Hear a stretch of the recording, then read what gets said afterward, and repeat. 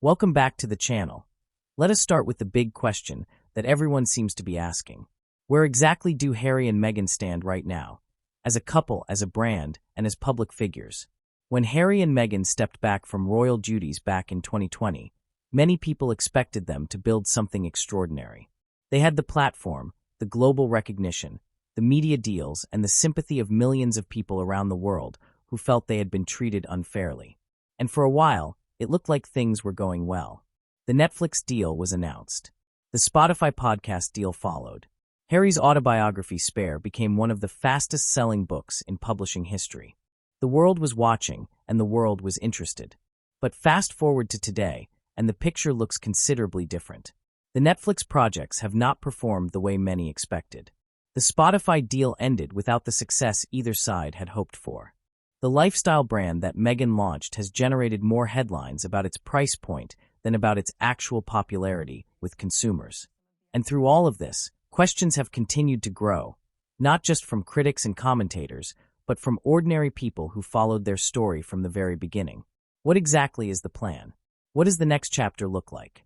And most importantly, are Harry and Meghan as solid as a unit as they publicly present themselves to be? Now, and this is important, there is no verified evidence of any serious breakdown in their relationship.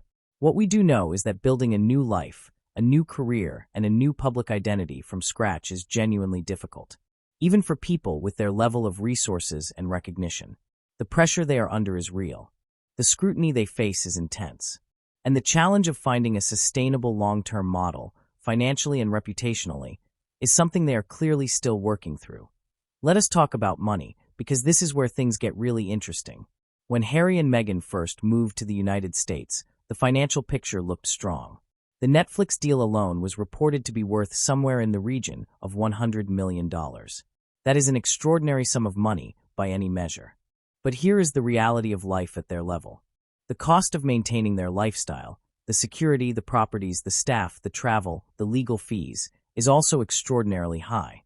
Conservative estimates suggest that their annual outgoings run into several millions of dollars every single year. And when your primary income streams start to slow down or end entirely, as the Netflix and Spotify deals have, that gap between income and expenditure becomes a very serious problem very quickly. This is why the Australia trip generated so much attention and so much debate. The trip combined charitable appearances with paid speaking engagements and exclusive premium events. Meghan hosted a private wellness retreat with tickets priced at a premium level. Harry delivered a paid keynote address at a mental health conference. Now, there is absolutely nothing wrong with earning money through speaking and events. Countless former politicians, celebrities, and public figures do exactly this. It is a legitimate and widely accepted way to generate income. The debate, and this is where it gets complicated, is about how those activities are framed and presented to the public. When paid commercial activities are packaged alongside charitable appearances and royal-style engagements, people start asking questions about authenticity and transparency.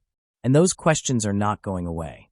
What many commentators believe is that this model, combining public appearances with paid engagements across different countries, may represent the template for their financial future. It is flexible, it is scalable, and it does not require a long-term commitment to a single platform or partner.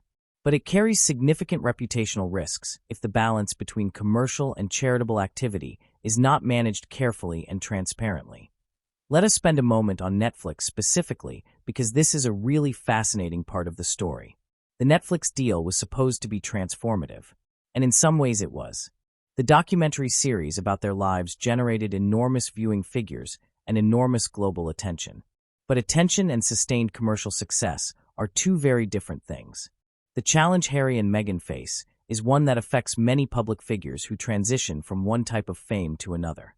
Their most compelling story, the story of why they left the royal family, the tensions, the struggles, the decision to step back, has already been told. And once a story has been told in detail, told on a global platform, what comes next? The Polo series generated moderate interest. The lifestyle content did not connect the way the team had hoped. And without a genuinely new and compelling narrative to offer, sustaining a long-term content partnership becomes increasingly difficult. This is not a criticism. It is simply the reality of the content business in 2026. Audiences are demanding, attention spans are short, and the bar for what qualifies as genuinely compelling viewing gets higher every single year. The question for Harry and Meghan is, what is the story they want to tell next? And is that story interesting enough to attract the kind of partnership and investment they need to sustain their lifestyle and their ambitions? That question remains genuinely unanswered. Now let us talk about the Invictus Games, because this is a story with several genuinely important layers to it. The Invictus Games itself is a wonderful initiative. Let us be completely clear about that. The concept of creating a competitive sporting event specifically for wounded, injured, and sick armed forces personnel and veterans is genuinely admirable. It gives participants a platform, a sense of purpose, a community, and a moment of recognition that they absolutely deserve. Harry deserves real credit for founding the Games and for the genuine good it has done for thousands of veterans and their families around the world. But the Games are heading to Birmingham next year, and that brings with it a set of challenges that nobody could have fully anticipated. The first challenge is political. Birmingham has a complex and at times deeply divided community when it comes to issues around the Middle East conflict. The Invictus Games includes a team representing Israel, soldiers wounded in recent conflicts. The question of whether that team will be able to compete without significant protest or disruption is a genuine and serious concern. This is not a straightforward situation. It involves deeply held views on all sides. But it does present a significant logistical and reputational challenge for the Games organizers and for Harry personally. The second challenge is about royal attendance. One of the key hopes surrounding the Birmingham Games was that senior members of the royal family, potentially including King Charles himself, might attend. That attendance would serve multiple purposes. It would validate the Games. It would signal some form of reconciliation. And it would give Harry and Meghan the royal association they arguably still need to maintain their public profile. But given everything that has happened in recent months, including the Australia trip and the ongoing tensions with the royal family, that attendance looks considerably less likely than it once did. And without that royal stamp of approval, the Games face the challenge of generating the kind of mainstream media coverage and public interest that really makes them count. Let us shift now to Prince Andrew, because his situation is relevant to understanding how the royal family manages difficult situations and what lessons Harry may or may not be drawing from it. Andrew's fall from public life has been dramatic and total. From senior working royal to complete public exile, the speed and completeness of his removal from royal life was remarkable. And what makes it particularly significant in the context of Harry's story is what it demonstrated about titles.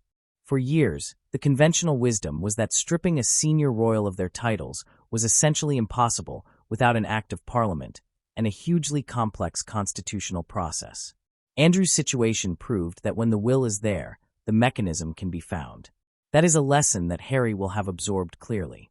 Because if William, once he becomes king, decides that the Sussex titles are causing more harm than good to the institution, the precedent now exists to remove them.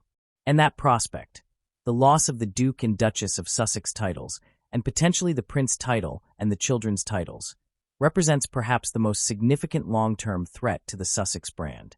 Because so much of what Harry and Meghan have built commercially depends on that royal association. The titles are not just ceremonial. They are, in a very real sense, the foundation of their entire public identity and their commercial appeal.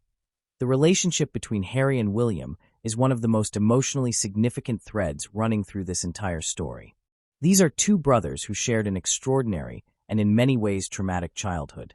The loss of their mother Diana when they were young boys created a bond between them that by many accounts was genuinely deep and genuinely loving. William, by multiple accounts, worked hard to support Harry through some of his most difficult periods, including his experiences serving in Afghanistan and the mental health struggles that followed. And yet today, by all available evidence, that relationship is at its lowest point in their lifetimes. How did it come to this? The honest answer is that there are two very different narratives about what happened. Harry's version, told in his autobiography and in various interviews, places significant blame on the institution, on William, and on the broader royal family for the situation that developed. The royal family's perspective, conveyed more through silence and occasional carefully worded statements than through direct public comment, suggests a very different interpretation of events. What is clear is that the publication of Spare with its detailed and deeply personal accounts of private conversations and family conflicts, caused damage that has proven very difficult to repair. And without a genuine private reconciliation, which shows no signs of happening anytime soon, the public divide between these two brothers will continue to be one of the defining stories of the modern royal family. Where does all of this leave us? What does the future actually look like for Harry and Meghan? Let us look at this honestly and from multiple angles. On one hand, they have genuine assets. They have global name recognition that very few people on Earth can match. They have a platform. They have an audience. And they have the ability, if they choose to use it, to do genuinely meaningful work on issues like mental health, veterans' welfare, and child poverty. On the other hand, the challenges are real and they are significant. Financially, the model needs to evolve. The era of massive upfront media deals appears to be over for now.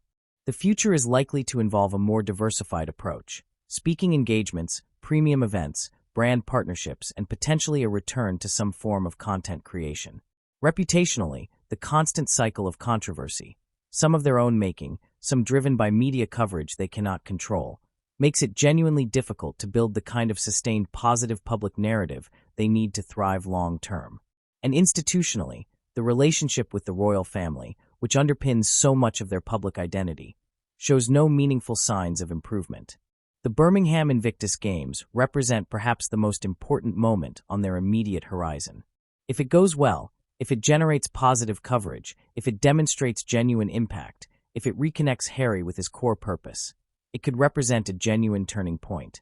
If it does not go well, if the controversies around security, political protest, and royal non-attendance overshadow the games themselves, it will be another difficult chapter in an already complicated story. Before we wrap up, let us zoom out and think about the bigger questions this whole story raises. Because at its core, the Harry and Meghan story is not really just about two people and their relationship with a royal family. It is about something much bigger. It is about how modern institutions deal with dissent and difference. It is about how public figures navigate the tension between personal authenticity and institutional expectation. It is about how the media shapes narratives about real people in ways that are not always fair or accurate. And it is about how all of us form opinions about people we have never met, based on carefully curated images and strategically timed statements. So there we have it, a complete breakdown of where things stand with Harry, Meghan, the royal family, and all the controversies surrounding them right now. As always, this is a story that is still developing. There will be more chapters, some surprising, some predictable, and some that nobody sees coming. Where do you stand on all of this? Do you think Harry and Meghan have a clear path forward? Do you think reconciliation with the royal family is still possible? And what do you think the Birmingham Invictus Games will mean for their future? Let me know everything in the comments below. I read every single one. If you found this video valuable, please give it a like, share it with someone who would enjoy it, and make sure you are subscribed so you never miss our next video. Thank you so much for watching. Take care, and I will see you in the next one.